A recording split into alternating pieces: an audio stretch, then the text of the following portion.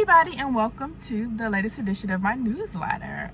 This week I wanted to talk about how important it is to have somebody that believes in you and believes in your ability as a writer. I was watching Ginny and Georgia, which is a great show, and if you haven't had a chance to, it's on Netflix. Please watch it. It is nothing that I ever thought that I would like, but it is everything that I love in the show. It's fantastic, and it also has a side note, has one of the best depictions of what it, in my opinion, means to be biracial in America. I just think it's great, so I highly recommend it. But she was having a problem with her AP English class.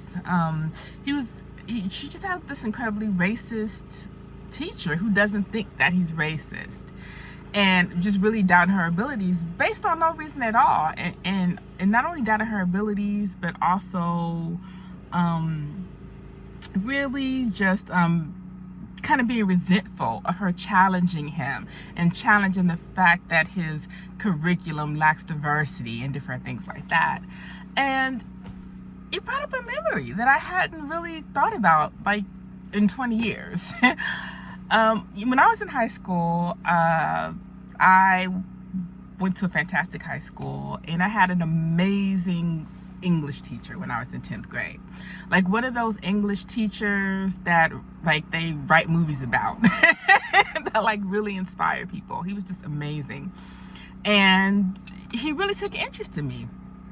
And I remember like we had to do this essay on this book called The Promise Machine Brody, which is a fantastic book, and I'm going to be talking about that a little bit later. I'm going to be talking about books that inspired me, but I had to write an essay on it.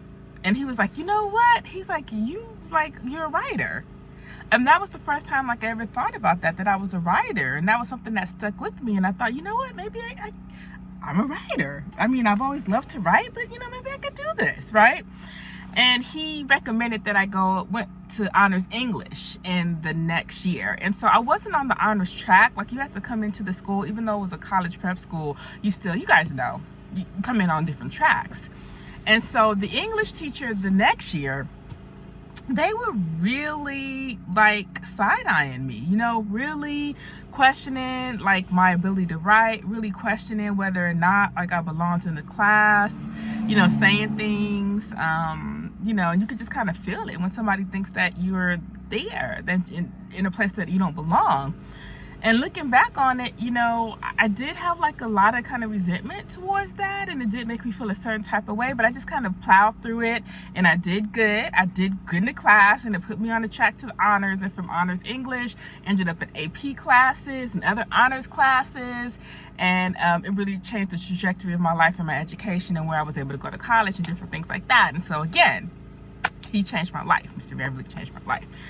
But it was really interesting to kind of think back on how teachers can have, you know, such a sway on you. I think if I didn't have such a sense of self, right, that one teacher that I had after Mr. Van Vliet might have really made me, because for a while, like, they did make me doubt myself, but, you know, I kind of shook it off. But you know, it's just really important to understand that you define who you are and you define your talents, and not to let other people do it for you. But it is just, you know, a tale of, you know, two teachers or two mentors, you know, those that lift you up and those who try to tear you down, and they don't do it because they're mean, and they don't do it because they have anything against you. They're doing it for your own good, because they think maybe you should be somewhere better where you might, you know, be able to, you know, thrive a little bit, you know, better without knowing anything about you.